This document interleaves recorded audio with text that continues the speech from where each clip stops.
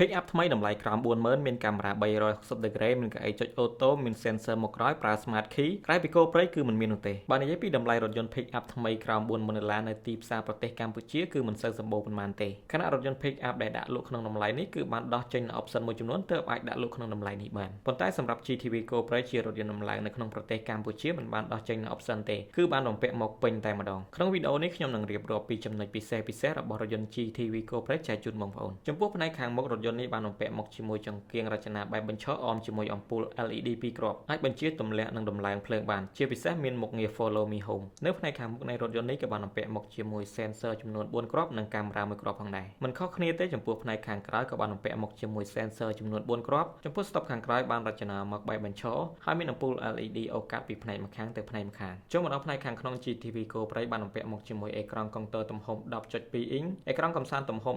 14.6 អ៊ីងកន្លែងសាកថ្មឥតប្រើខ្សែកៅអីចុចអូតូផ្នែកខាងមុខជាពិសេសមានភ្លើង ambient light ទៀតហើយនៅផ្នែកខាងក្រោយក៏បានបំពាក់មកជាមួយម៉ាស៊ីនត្រជាក់និងកន្លែងសាកថ្មទូរស័ព្ទសម្រាប់អ្នករួមដំណើរនៅផ្នែកខាងក្រោយចំណុចនេះ GTV គោព្រៃបានគិតគូរនិងយកចិត្តទុកដាក់យ៉ាងសំខាន់ចំពោះសមាជិកគ្រួសាររបស់បងប្អូននៅមិនទាន់អស់ទេរថយន្តនេះក៏បានបំពាក់មកជាមួយមុខងារជំនួយដល់ការបើកបរនិងប្រព័ន្ធសុវត្ថិភាពដូចជាប្រព័ន្ធផ្ដល់សញ្ញាពេលប៉ះទង្គិចនៅផ្នែកខាងមុខនិងខាងក្រោយប្រព័ន្ធផ្ដល់ដំណឹងនៅកញ្ចក់ចំហៀងប្រព័ន្ធជំនួយពេលឈប់ stop auto hold ប្រព័ន្ធជំនួយពេលចុះចំណោតប្រព័ន្ធកំណត់ល្បឿនបើកបរតាមរថយន្តនៅខាងមុខហ្វ្រាំងដៃអេឡិចត្រូនិកប្រព័ន្ធកាពីតា 28484L កាមេរ៉ា360ដឺក្រេនិងជម្រើសនៃការបើកបរ Tri Mode ចំនួន6ដោយសារតែរថយន្តនេះបានបំពាក់មកជាមួយ option ពិសេសទាំងអស់នេះហើយទើបធ្វើឲ្យខ្ញុំហ៊ាននិយាយថាក្រៅពី GTV គោព្រៃបងប្អូនអាចនឹងពិបាករករថយន្ត Pick up ថ្មីតម្លៃក្រោម40000ដែលមានលក្ខណៈពិសេសបែបនេះណា